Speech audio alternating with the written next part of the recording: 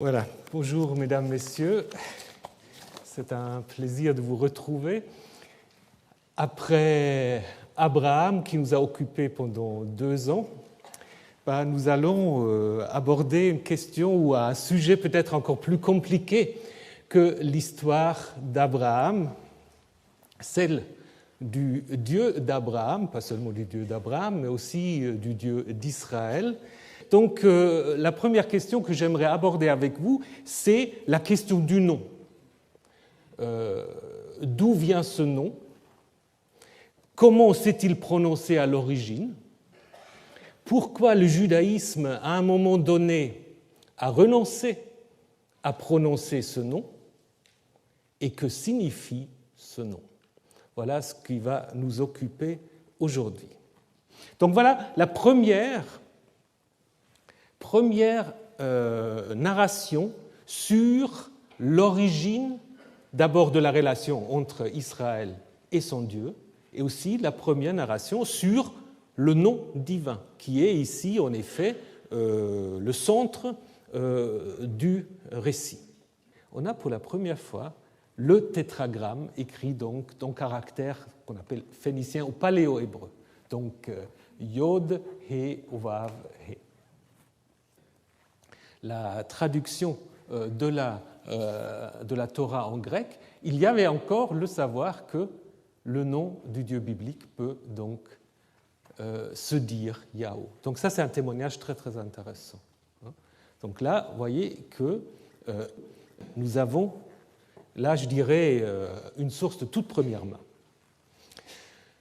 D'autres sources se trouvent du 1er siècle de l'ère chrétienne dans la bibliothèque de Diodore de Sicile, donc historien, pas chrétien. On raconte que chez les Juifs, Moïse disait avoir reçu les lois du Dieu appelé Yahweh. Du Dieu appelé Yahweh. Maintenant, pourquoi alors le judaïsme a-t-il refusé de prononcer le nom divin?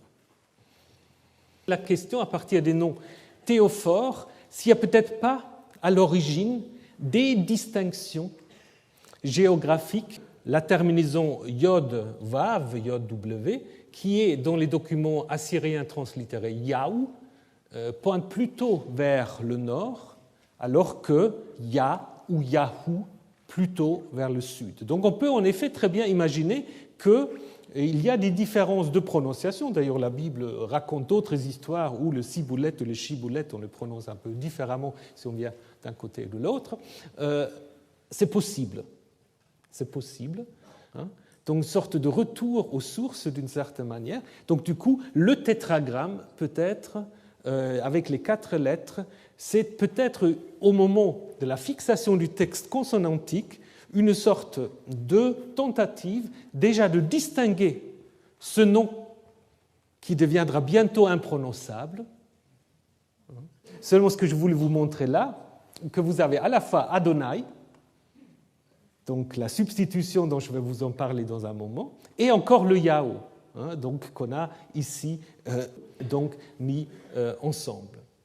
Et en fait, la lecture erronée Yehovah, que vous connaissez peut-être, qui continue à hanter certaines Bibles ou même certains discours, c'est simplement une lecture erronée des voyelles venant d'un autre mot avec les 4 consonnes. Donc on a essayé en fait de combiner ces Yod, He, W, He avec les voyelles qui ont été mises, et ça donne quelque chose comme Yehovah. Yehovah, donc, c'est donc clairement une prononciation erronée.